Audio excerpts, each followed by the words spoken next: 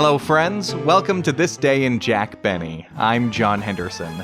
This episode's from November 18th, 1945. Previously on the Jack Benny program. The robber calls me up, threatens to kill me. I tell the detective, and he walks out. Rochester, have Joe Lewis come in. Okay, but remember, boss, he don't know he's going to be your bodyguard. Say, Joe, I've got a little proposition to make to you. What's the proposition? Anyone starts punching me or picking a fight with me. But, Mr. Benny, why should anybody want to start a fight with you? Because I'm such a heel. Joe Lewis was a champion boxer with many memorable fights from the late 30s. Joe Lewis, you've come a long way in your 3-year professional career. What do you think of Jimmy Braddock? He was a tough fighter and a very good fighter, and I was glad when it was over. Max Schmeling of Germany appears in the Movie-Tone Sports interview following his 12-round smashing knockout victory over Joe Lewis. But he used a very good left hand on a very powerful right. Joe, that was a great victory tonight, and you're a real champion. I waited 2 years for the revenge, and now I have it. After the World Series a few weeks earlier, Jack Benny commented that Hank Greenberg could have run home, but stayed on third base. They just can't get over Greenberg on third. In this episode, they mention a California dairy. A modern dairy farm with its buildings and equipment can be compared with a factory. And even though the war was over, some dairy products were still being rationed. Notice that the stamps are given point numbers. 8521. And there was an unusual news item, clothing made out of milk. The milk goes through a whole lot of processes, each of which brings it nearer the consistency of wool. So in future you'll be able to choose between drinking a glass of milk and wearing one. At the theater, you could see the latest in the Dr. Kildair series, where Lionel Barrymore played Dr. Gilespie. Well, Dr. Gilespie seems to me you've been working too hard around here. I'm all right. Then there was Phil Spitalny and his all-girl orchestra. Hoy, boy, boy, if you know the score, hoy, hoy, hoy. What you waiting for? Joy, joy, joy. Gabe, how do you do? A popular tune at the time was Cow Cow Boogie. Singing this cow cow boogie in the strangest way. Come a die, come a die,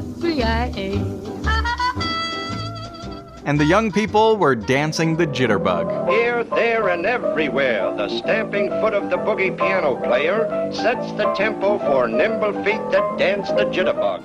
If you'd like to contact me, you can email jackbennypodcast@gmail.com, or you can find me on Twitter @thisdaybenny.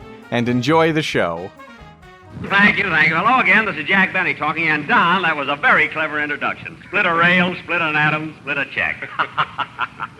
But you know, Don, you made history yourself. What do you mean, Jack? You're the only man who ever split a girdle. And live with me, will you? Well, now, hold on, Jack. I don't even wear a girdle. Well, you should, Don. When you had that suit made, 3 tailors worked on it at the same time, and they never even saw each other. And live with me, will you, brother? Say, you're pretty sharp today, Jack. Well, you gotta be sharp when you're playing here for the boys at Birmingham Hospital. What a picturesque place, the beautiful San Fernando Valley, surrounded by high mountains with peaks that meet the sky. The floor of the valley with its boulevards that meet Van Nuys. The gates of Birmingham with its bus that meets nobody.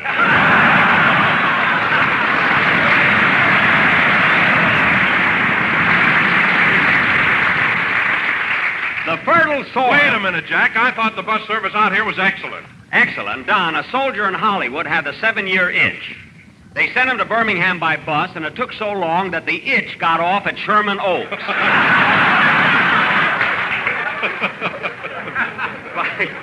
By the time he... Oh, hello, Mary. Hello, Jack. Hiya, fellas.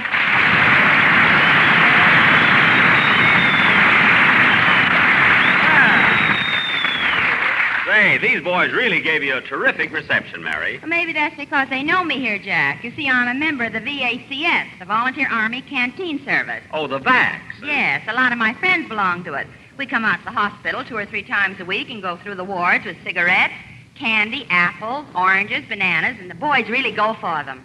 Gee, why didn't I think of... Jack, we don't charge them.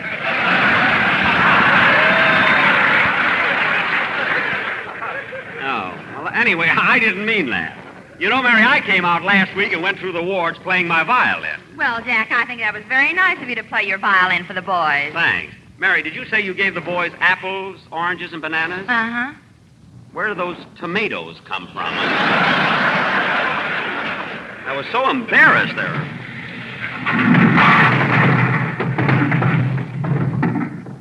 What's that? That's some of the boys bowling. You know, Jack, the patients here made all the equipment themselves.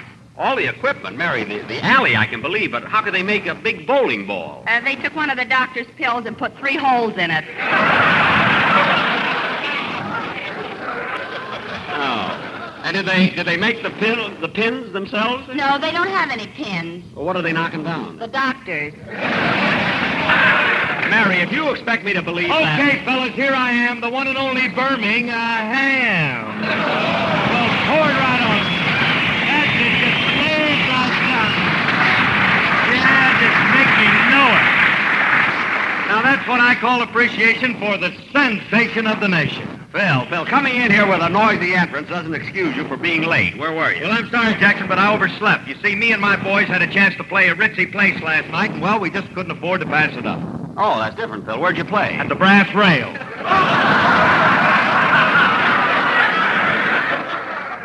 The Brass Rail, Phil, your band has 18 men. I mean, how could a place like that afford to pay you? Well, they gave us a pretty good deal, $15 and all we could drink.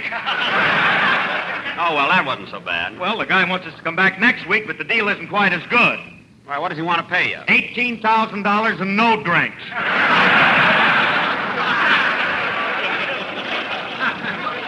Well, the guy's got to protect himself. Anyway, Phil, you ought to be ashamed of yourself, only making those kind of deals. What do you mean? Last week we were offered $200 and all we could drink, and we turned it down. Where'd they want you to play? At Ador. Ador? Phil, that's a dairy. Hey, Jackson. Why in the world? Hey, Jackson, wait a minute. Ain't you going to ask me what kind of music we play at a dairy? No. Well, then I'll tell you anyway. A cow, a boogie. Oh, Harris, you got to stop eating that alfalfa, kid. Phil, oh, brother. Phil, you ought to be ashamed of yourself. Say, Jack, you mind if I say something? Don, everybody knows that Lucky Strike means fine tobacco. Oh, I don't mean that, Jack, but talking about dairies reminded me that they've developed a process whereby they make clothing out of milk. Well, what will them cows think of next? Quiet, Phil. Say, Mary, didn't you tell me you had a dress made out of milk? Yes, Jack, it's called Aerolac. Well, why didn't you wear it today? I couldn't. I wore it last night to the Palladium. A soldier asked me to jitterbug, and you'll never guess what happened. What? He whirled me around the floor once, and my dress turned to butter. Butter? Oh, my goodness. Well, what did the soldier do? Nothing. He gave me 8 points and took me home.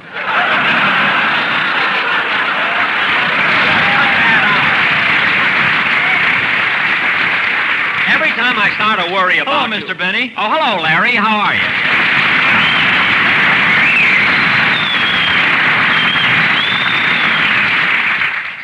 Say, Larry, what's that you've got in your hand there? Oh, it's a fan letter. I just received it this morning. Well, you're going places. Come on, kid, don't be modest. Read your fan letter to us. Okay. Dear Mr. Stevens, please send check for the fan you bought last summer. Larry, just sing your song. If he comes in here next week with a washing machine letter, I'll hit him right on the head with it.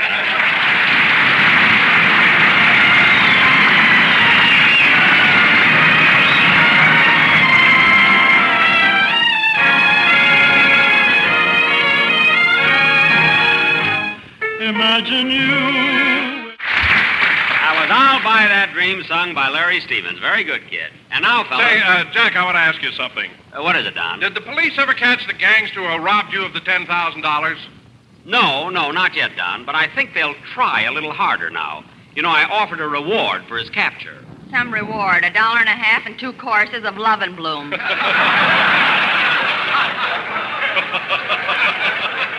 Mary, don't be ridiculous. No, really, I offered him more than that. I know, but who wants a lock of your hair? Anything that's scarce nowadays is valuable. And live with me, will you? That's a deal. Jack, didn't I read where the gangster came back last week and beat you up? The gangster beat me up? Mm-hmm. He didn't even hurt me. Oh, no. What about that military punch he gave you?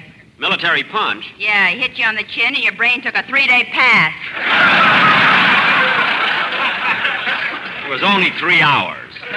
What a lousy time I had. Hey, Jackson. What? Look, Jackson, when you get into a fight like that, you gotta be tricky. What? Well, when I'm in a fight, I tell the guy his shoelace is untied, and then when he looks down, boom, I clip him. I tried that, Phil. I said to the gangster, look, your shoelace is untied. Well, what happened? He said, well, you're down there, tie it.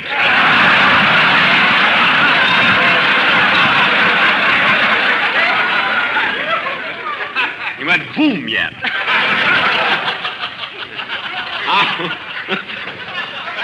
How do you like that? Jack, did you tie his shoelace? I would not. Anyway, I got up, drew back, and... I'll get it. Hello? Oh, Mr. Benny, this is Rochester.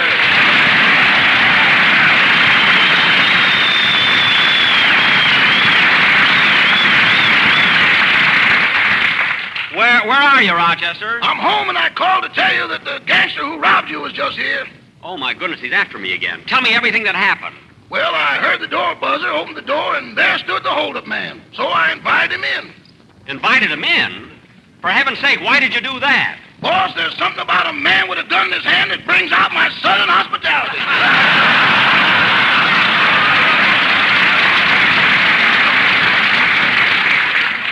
Oh, he had a gun. With 12 notches. 12 notches? Rochester, why didn't you grab it and capture him? I'm superstitious. I didn't want to be that 13th notch.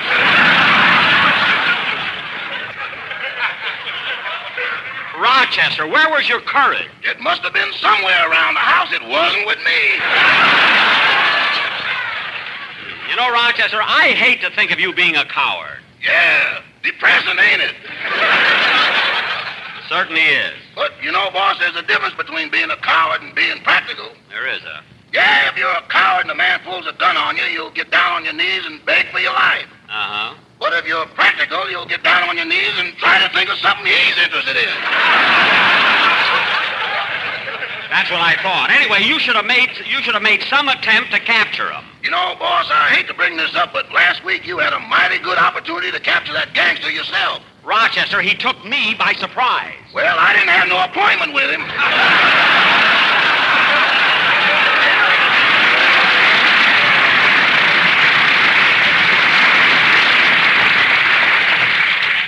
Well, there's no use talking about it anymore. I'll see you when I get home. Okay, by the way, has Joe Lewis gotten there yet?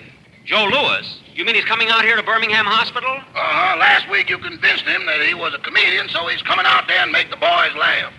But Rochester, Joe Lewis is not a comedian. I think he'll be all right, boss. I gave him a good joke. You did? Yeah, you know the one you told me yesterday about the traveling salesman. Rochester, don't you know you can't tell a joke like that on the radio? I know it, but Joe doesn't.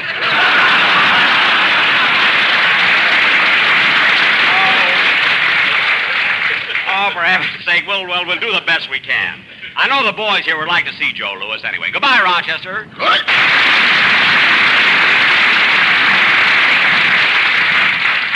Everything backfires. I tried to get Joe Lewis as a bodyguard. Now he wants to be a comedian.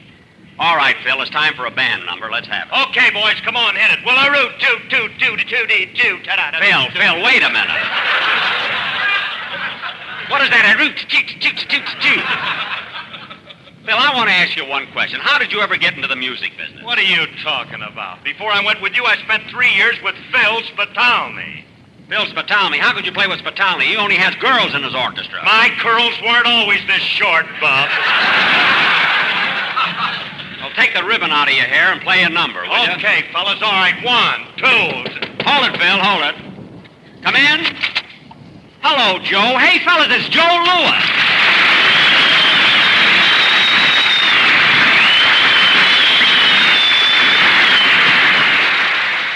Chester told me you were coming up here to be a comedian, make the boys laugh. Do you think you can do it? Oh, sure. You know I used to be in the Army. Yes, I know. I was a sergeant. A sergeant in the Army? Yeah, a sergeant is the rank between a private and a general. Oh, well, what about majors and colonels? They're mixed up in there someplace.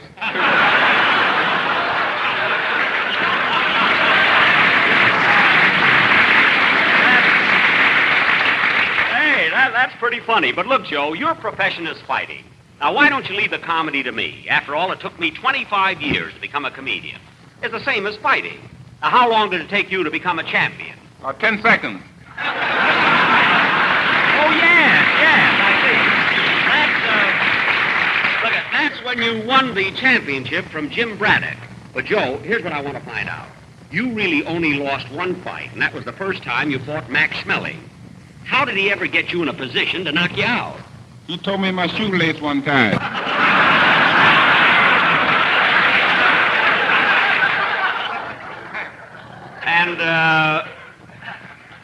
And you fell for that? I fell for something.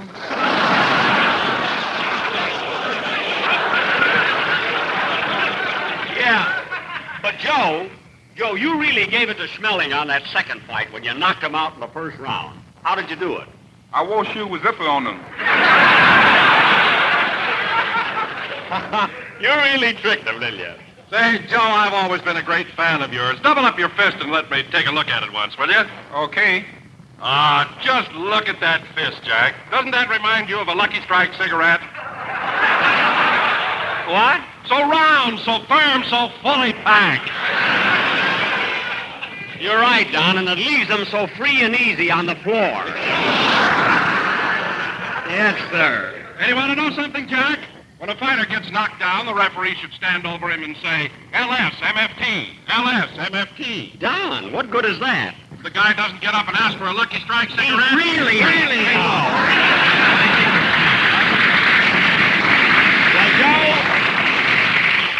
Joe, it was certainly nice of you to drop in, and I'll see you right after the broadcast. Just a minute. I come in to be a comedian. I want to tell a joke.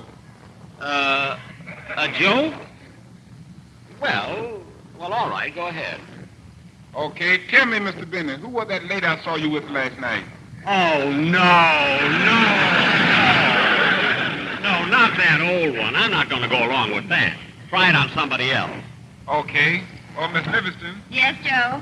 who was that lady I saw you with last night? There was no lady. That was Jack Benny's. All roads walk that way.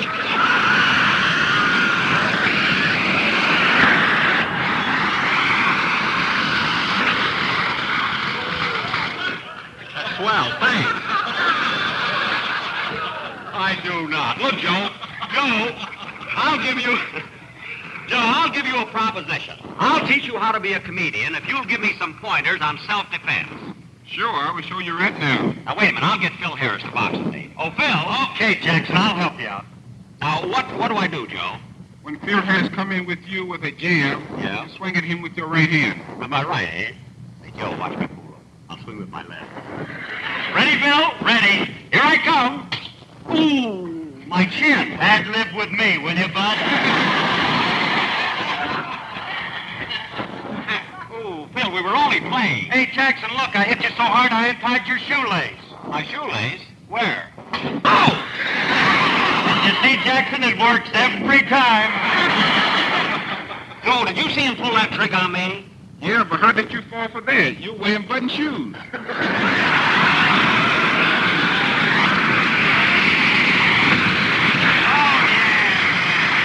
on, Joe, I want some more instruction.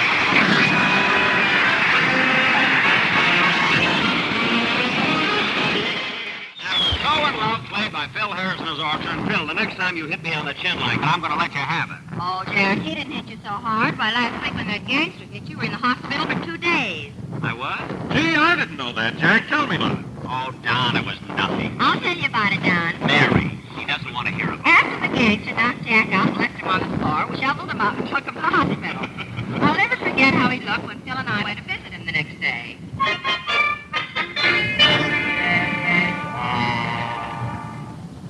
How do you feel now, Jack? Well, my face feels kind of swollen, out of shape, and it's so sensitive when I touch it. Gee, my cheek here. Mary, what's this big lump behind my ear? That's your nose. What's it doing way over there? Gee, my face looks awful. You'd look a lot better, Jackson, if you'd wear pajamas instead of that nightgown. And with that nightcap on your head, you look like you're waiting for a little Red Riding Hood. Never mind. Oh, Drama, what a flat nose you have. Phil! Cut that out. Everybody comes in here with jokes. No fruit. Fine people.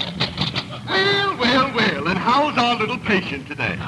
Oh, are you the doctor? What do you think I am with this thermometer? A spy from Florida? Look, doctor, I want to... Come now. Stick out your tongue. Stick your tongue out a little farther. Farther. The knees. Most of the patients can't even touch their chin.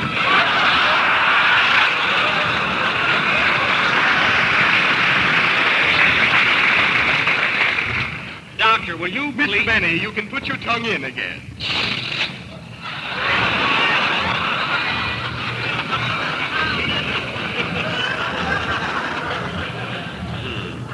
What a time for the window shade to go up. And now, Mr. Benny, I want to listen to your heart. Now, let me adjust this stethoscope.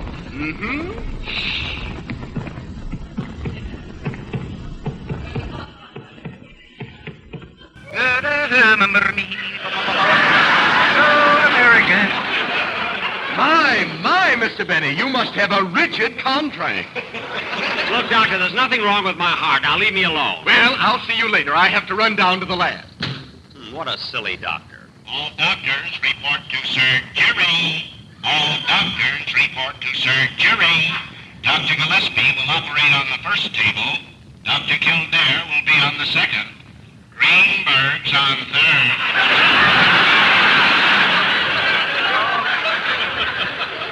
Somebody ought to tell him the game's over.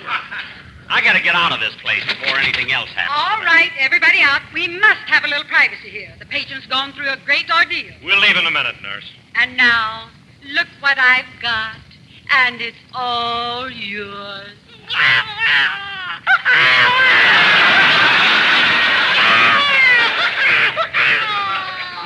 Nurse, take it back. There must be some mistake. Mistake? Aren't you Mrs. O'Brien? Do I look like Mrs. O'Brien? I don't know. I've never seen Mrs. O'Brien. Oh, look, Jack, how cute. The baby likes you. Yeah. Well, I'd better take him to his mother. Give him to me. Okay, here. But, baby, honestly, I'm not your mother. I'm not even your father.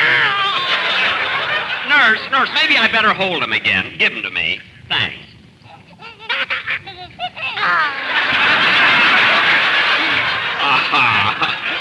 Nice little fella there. Look, I'll tend to the other babies I have outside. Then I'll pick this one up and take him to his mother. But, nurse! No. Kitty-kitty-goo! Kitty-kitty-goo! Gosh, Phil, doesn't Jack look cute that way? Yeah, but I still like Alice better. Kitty-kitty-kitty-goo! Kitty-goo! Oh, look, the baby's falling asleep.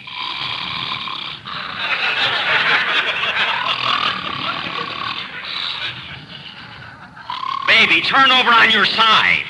I wish the nurse would take him and get him. Well, here I am again. Look, doctor. Now, you have nothing to worry about. I just got your test back from the laboratory, and it shows Well, I diagnosed your case all wrong.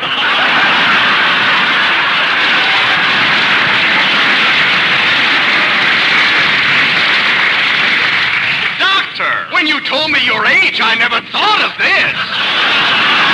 Doctor, this is not my baby. This is not my baby. There's only one way to decide. Baby, tell me, is this your mother?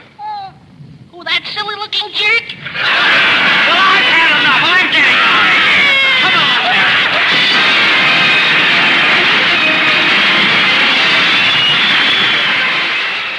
Hospital. And I'm glad that the boys who couldn't be here in the auditorium could hear our show over their bedside network.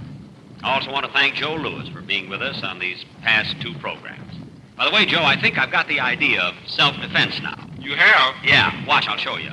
Oh, Larry Stevens. Yes, Mr. Benny? Come here a minute. Now, put up your fists. Like this? Yeah. Hey, Larry, your shoelace is untied. Where? Right there. Well, that's all right. I have to take them off tonight anyway. What a lousy sport he is. Good night, folks.